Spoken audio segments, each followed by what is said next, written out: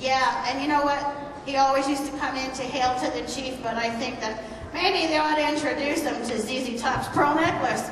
Yeah, let's bring on President Bill Clinton!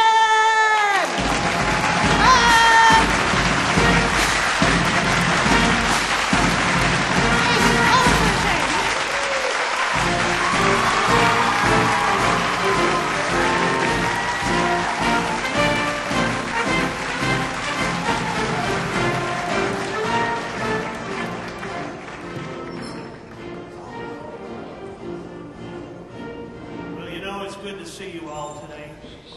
They used to play that for me all the time, and I miss it, don't you? Now listen to me, I'm going to say this one more time so we all get it straight.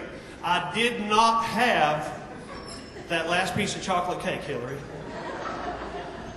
But I do want to point out that the difference between me and the current administration, between me and George Bush, is this. When I say I want a cold one, I mean Hillary.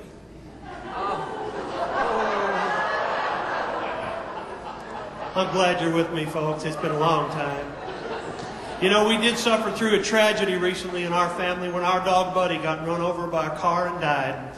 Hillary felt just awful about it because she was aiming at me. But you know, Hillary does take her duties as a senator very seriously. And of course, at the same time, she's always wondering what I might be up to. So it seems like every piece of legislation she introduces into Congress somehow involves having me fixed. And Hillary's taken to referring to me as her first husband, and the truth is I'm not really sure what that means. But you know, I got a whole bunch of job offers when I left the presidency. And the truth is some of them were from colleges and universities and even from the private sector. In fact, O.J. Simpson pestered me for 6 months to join him as a partner in his new hunting knife factory. Finally, I had to tell him, stop it, O.J., you're killing me. But you know, Hillary made me sleep on that couch for so long I started to have nightmares. And one night I dreamed I was Bob Dole. I was relieved when I woke up to find out that I'd only fallen asleep on my own arm. But listen, I learned a whole bunch during my time in the presidency as your president. I learned, for instance, that you can be vice president in the most prosperous time in America, run against a dumb guy, get more votes, and still lose. But you know, when Hillary did finally let me out of the House, I was able to go give a speech at the Iowa State Fair. And as an honorarium, they gave me 2 of the cutest little baby pigs you ever saw. And when I told my chief of security that I got one for Chelsea and one for Hillary, he leaned over to me and he whispered, "Nice trade, sir." Finally, I want to clear up one other item here. People often ask me about how I really hurt my knee at that party back at Greg Norman's back in 1997. And all I can say is if you've ever read the book, The Joy of Sex, well, there's a misprint on page 204.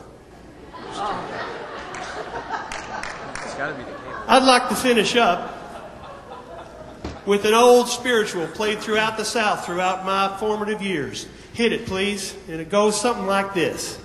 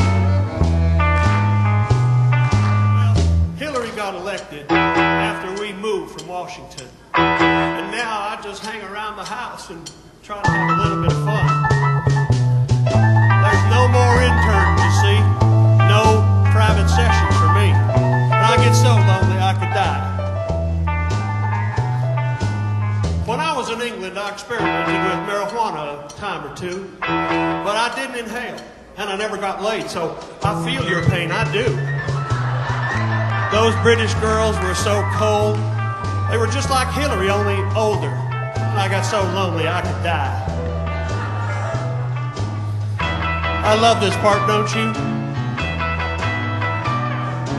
You know, Elvis and JFK were my personal heroes. I think you know why. Thank you very much. You know, Hillary's running for president, by the way. So let me tell you this.